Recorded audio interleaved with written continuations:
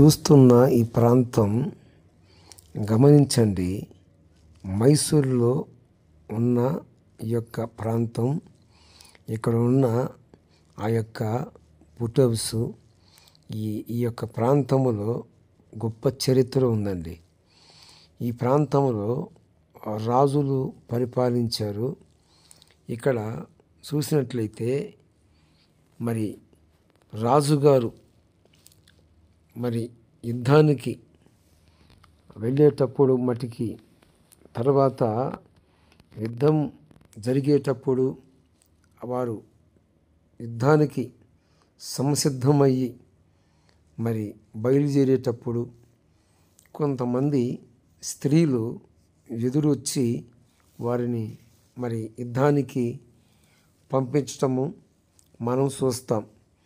కానీ ఇక్కడ చూసారా, మరి చాలా ప్రాంతాల నుండి ఈ యొక్క ప్రాంతానికి వచ్చి మరి పూర్వకాలాలలో రాజులు మరి వారు ఈ యొక్క ప్రాంతాలని ఎలాగా వేలారు, ప్రజలని ఎలా పరిపాలించారు అనేది మనం చూసినప్పుడు ఆశ్చర్యంగా మనకి అనిపిస్తుంది.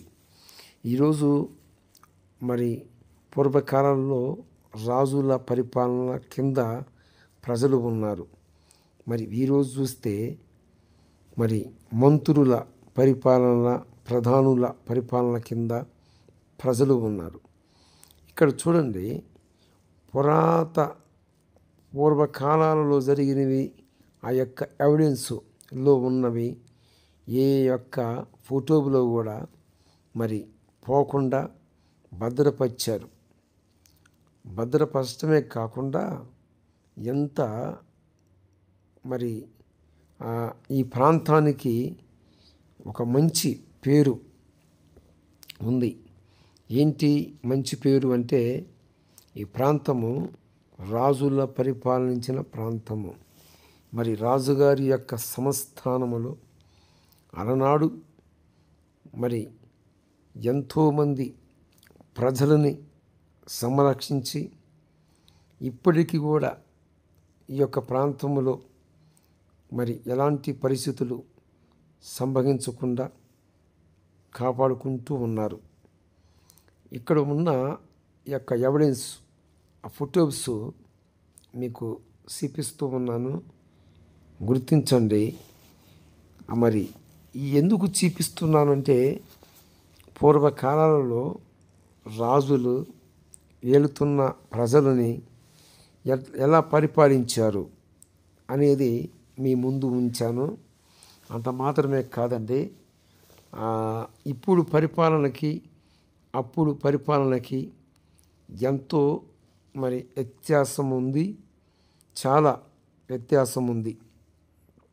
అప్పుడు రాజుగారి యొక్క సంస్థానములో మరి ఏదన్నా ఇబ్బందులు కలిగితే, అదిగో చూశారు ఆ ఫోటోలో చూడండి, పూర్వకాలంలో జరిగినవి ఇది నిజమే, ఇది వాస్తవమే. తల్లిని ఇడిపించుటకు మరి ఒక పక్షి ఎలా ఫైట్ చేసిందో, తర్వాత అదిగో ఆ ఫోటోలు అలాగనే ఆ యొక్క గుర్తులు. ఆమె ఎందుకు అలాగ రావటానికి కారణం ఏమిటంటే, రాజుగారు యుద్ధానికి పోతున్నాడు. ఈ యుద్ధానికి పోయేటప్పుడు ఈమె ఆయనకి ఎదురుకి వచ్చింది. ఆమె ఎదురుకొచ్చిన ఆ సందర్భంలో మరి ఏం జరిగిందో ఏమో కానీ ఆమె అలాగనే వచ్చేసింది. ఆ యొక్క ఎవిడెన్స్ అలాగనే ఉంచేశారు. చూడండి, ఇవి పూర్వకాలాలలో జరిగినవి. ఈ యొక్క ప్రాంతానికి ఎక్కడెక్కడో నుంచి వస్తారు ప్రజలు.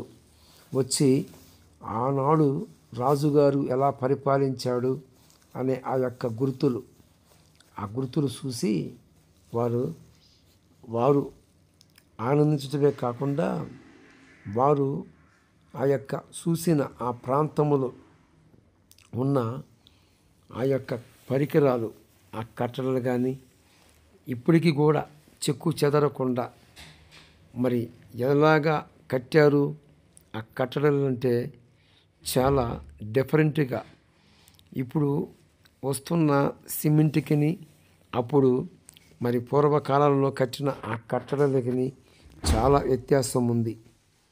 చూడండి, ఆ కట్టడలు ఆ యొక్క పనితనము, ఆ పెయింట్స్ కానీ ఆ పెయింట్ వేసిన ఆ విధానం కానీ ఎంత అరుదుగా ఉందో చూసారా.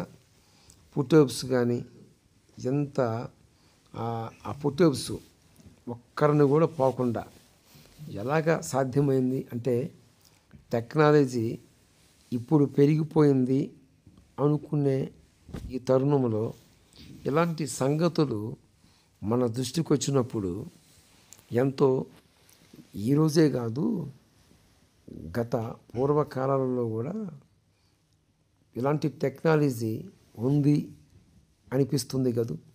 అవునండి, నిజంగా ఈ యొక్క మనం చూస్తున్న ఈ ఫొటోస్ చూడండి, ఒక్క ఫోటో కూడా పోకుండా ఎలాగా తీయగలిగారు పూర్వీకులు. అప్పుడే టెక్నాలజీ ఉందా? ఖచ్చితంగా ఉంది. ఆనాడు వారు ఆ యొక్క చరిత్రలు, పురాతనమైన ఆ చరిత్రలు ఇప్పటికీ కూడా మరి చెక్కు చెదరలేదు. అంత మాత్రమే కాదండి ప్రియ మరి భారతదేశ ప్రజలారా, సృష్టికర్తని విడిచిపెట్టి ఈనాడు మరి సృష్టికి మొక్కుతున్న వారు చాలామంది ఉన్నారు. నేను చెప్తున్న మాట ఏంటంటే మరి మాంత్రిక విద్య, రకరకాలైన క్రియలు చేస్తున్న వారు ఉన్నారు. వారందరూ కూడా ప్రభువుని యేసుక్రీస్తు వారి యందు మరి నమ్మిక ఉంచాలి. మాంత్రిక విద్య నిర్మూలమైపోవాలి. అంత మాత్రమే కాదండి, ఇక్కడ జరుగుతున్న ఆ యొక్క సన్నివేశాలు చూడండి.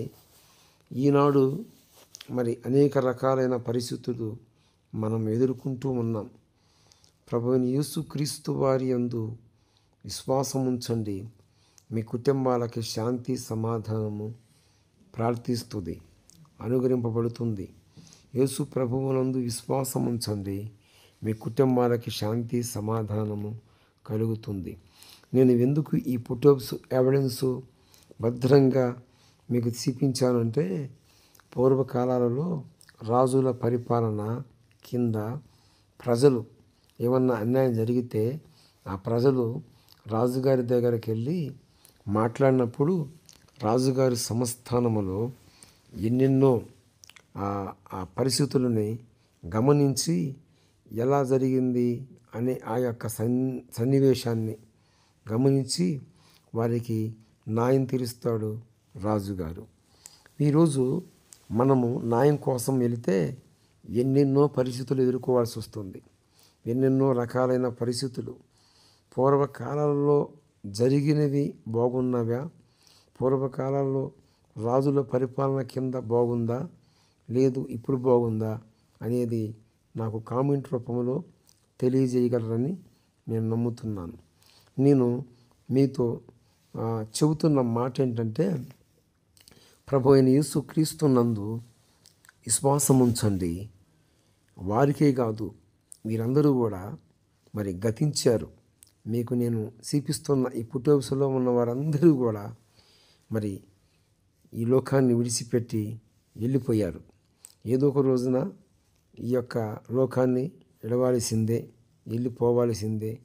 పేతురు రాసిన పత్రికలో మనకు చెప్పబడి ఉంది, పరిశుద్ధ గ్రంథం మనకు సాక్ష్యం ఇచ్చింది, మనం యాత్రికులము పరదేశులమై ఉన్నామని.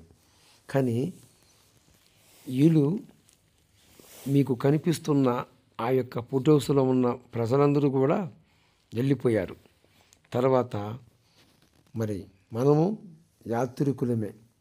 అయితే నేను చెప్పే మాట ఏంటంటే మోక్షము, అదే పరలోకము చేరాలంటే ప్రభువుని యేసుక్రీస్తు నందు విశ్వాసం ఉంచండి, పాప క్షమాపణ నిమిత్తమైన బాప్తిసం పొందండి, మీ ఇంటి వారి అందరికీ రక్షణ అనుగ్రహింపబడుతుంది.